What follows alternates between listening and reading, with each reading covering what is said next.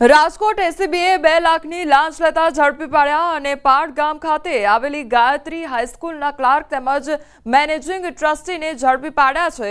હાઈસ્કૂલમાં ફરજ બજાવી ચૂકેલા નિવૃત્ત શિક્ષકને મોંઘવારી મુજબ એરિયર્સ બિલની રકમ તેમજ રજા રોકડ રૂપાંતર સહિતની રકમ અપાવવા માટે માંગી હતી લાંચ અને નિવૃત્ત શિક્ષકને 12,15,000 રૂપિયા લેણાની નીકળે છે, જે માટે 2 લાખની લાંચ લેતા ઝડપાયા હતા। તો ગાયત્રી એજ્યુકેશન ટ્રસ્ટના મેનેજિંગ ટ્રસ્ટી ગુણવંતરાય ખીરા તેમજ ગાયત્રી હાઈસ્કૂલના ક્લાર્ક ધર્મેન્દ્ર ખીરાની ધરપકડ કરવામાં આવી છે। તો 2 લાખની લાંચ લેવાનો આ મામલો સામે આવ્યો છે। તો ગાયત્રી હાઈસ્કૂલના જે ક્લાર્ક અને ટ્રસ્ટી હતા તેમના દ્વારા આ લાંચ લેવાનો મામલો સામે આવ્યો છે। નિવૃત્ત શિક્ષક માટે લાંચ લેવામાં આવી હતી। સંવાદદાતા અંકિત અમારી સાથે જોડાઈ ગયા છે। અંકિત, 2 લાખની લાંચ લેવાનો મામલો સામે આવ્યો છે, શું અપડેટ તેને લઈને? ચોક્કસ કોમલ, ખાસ કરીને વાત કરવામાં તો એન્ટી કરપ્શન બ્યુરો દ્વારા ગાયત્રી એજ્યુકેશન ટ્રસ્ટના મેનેજિંગ ટ્રસ્ટી ગુણવંતરાય ખીરા તેમજ ગાયત્રી હાઈસ્કૂલના ક્લાર્ક ધર્મેન્દ્ર ખીરાને રૂપિયા 2 લાખની લાંચ લેતા વાણિયાવાડી વિસ્તારમાંથી ઝડપી પાડવામાં આવ્યા છે। ખાસ કરીને વાત કરવામાં આવે તો પાડ ગામ ખાતે આ ગાયત્રી હાઈસ્કૂલ છે તે આવેલી છે। ત્યારે હાઈસ્કૂલમાં અગાઉ ફરજ બજાવી ચૂકેલા નિવૃત્ત શિક્ષકને મોંઘવારી મુજબ એરિયર્સ બિલની રકમ તેમજ રજા રોકડ રૂપાંતર સહિતની રકમ આપવા માટે આ પ્રકારની લાંચ છે તે માંગવામાં આવી હતી। નિવૃત્ત શિક્ષકને 12,15,000 રૂપિયા લેણાના નીકળે છે અને તેની સામે આ ટ્રસ્ટી તેમજ જે ક્લાર્ક છે તેમના દ્વારા રૂપિયા અગાઉ 3 લાખની માંગણી કરવામાં આવી હતી। જોકે રકઝકના અંતે 2 લાખ રૂપિયા આપવાનું નક્કી થયું હતું। ત્યારે આ ગેરકાયદેસર આપવી પડતી લાંચ છે તે નિવૃત્ત શિક્ષક આપવા નહોતા માંગતા, જેના દ્વારા તેમને એન્ટી કરપ્શન બ્યુરોનો સંપર્ક સાધ્યો હતો અને ત્યારબાદ એન્ટી કરપ્શન બ્યુરો દ્વારા જે છટકું છે તે ગોઠવવામાં આવ્યું હતું અને છટકા દરમિયાન જે મેનેજિંગ ટ્રસ્ટી છે સાથોસાથ વાત કરવામાં તો જે ક્લાર્ક છે તે બંને રૂપિયા 2 લાખની લાંચ લેતા ઝડપાઈ ગયા છે। જી અંકિત, સમગ્ર માહિતી બદલ આપનો આભાર। આ તરફ હવે અમદાવાદની જો વાત કરવામાં આવે તો અમદાવાદમાં પણ એસીબીએ 1.10 લાખની લાંચ લેતા એક પોલીસ કર્મીની ધરપકડ કરી છે। દારૂના કેસમાં નામ ખોલતા લાંચ માંગવામાં આવી હતી। તો દારૂના કેસમાં નામ કાઢવા અને હેરાન ન કરવા 3 લાખની લાંચ માંગવામાં આવી હતી। 1.10 લાખ લેતા રંગે હાથ ઝડપાઈ ગયા હતા। તો યુવરાજસિંહ નારુકાની ધરપકડ કરવામાં આવી છે। તો લાંચ લેવાનો આ મામલો સામે આવ્યો છે અને રંગે હાથ 1.10 લાખની લાંચ લેતા ઝડપી પાડવામાં આવ્યા છે। તો એસીબી દ્વારા કાર્યવાહી હાથ ધરવામાં આવી। એક તરફ રાજકોટનો એ મામલો કે જ્યાં ક્લાર્ક અને ટ્રસ્ટી દ્વારા લાંચ લેવાનો મામલો સામે આવ્યો છે, બીજી તરફ અમદાવાદની એ ઘટના કે જ્યાં 1.10 લાખની લાંચ લેવાનો મામલો આ સામે આવ્યો છે।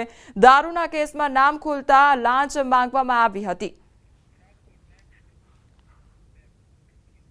રાજકોટના કોટડા સંગાણી તાલુકાના રાજગઢ ખાંડાધર માર્ગ પર રાત્રે 2 બાઇક વચ્ચે અકસ્માત સર્જાયો।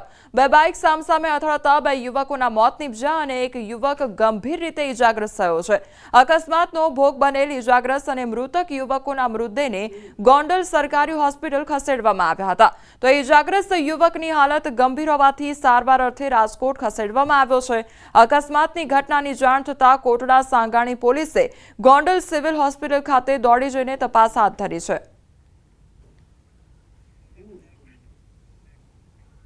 સુરતમાં એસટી બસને અકસ્માત નડ્યો છે। તો રેતી ભરેલા ઉભેલા ટ્રક પાછળ ઘૂસી ગઈ હતી બસ અને કામરેજ પાસે નેશનલ હાઈવે નંબર 48ના સર્વિસ રોડ પર અકસ્માત સર્જાયો।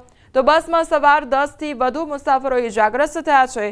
દાહોદથી સુરત આવી રહી હતી બસ અને એસટી બસમાં 40 જેટલા મુસાફરો સવાર હતા। તો કામરેજ ફાયર અને સુરત જિલ્લા ટ્રાફિક પોલીસ ટીમે બસનું પતરું તોડી ફસાઈ ગયેલા પેસેન્જરને બહાર કાઢ્યો હતો। ઇજાગ્રસ્તોને સુરત શહેરની હોસ્પિટલમાં ખસેડવામાં આવ્યા છે।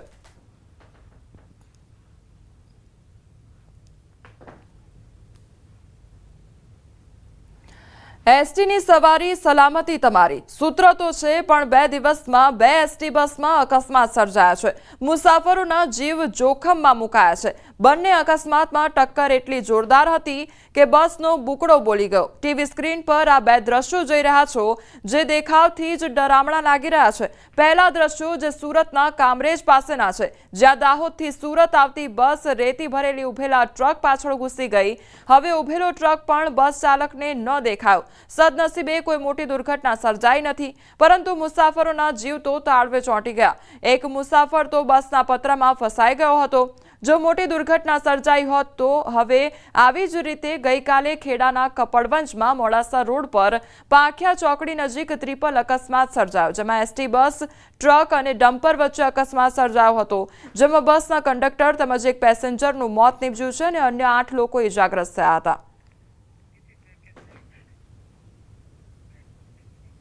સુરત અને ભુજમાં રૂવાડા ઊભા થઈ જાય તેવો અકસ્માત થયો. ઝાડ પર ચડી ગઈ કાર, જુઓ વિડીયો.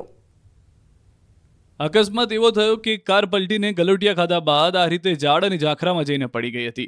સુરતના માંગરોળમાં અકસ્માત સર્જાયો. વાંકલ જંખવાવ રોડ પર વેરાવી ગામ નજીક કાર ચાલકે કાબુ ગુમાવ્યો અને કાર અચાનક પલટીને આ રીતે ઝાડ પર ચડી ગઈ.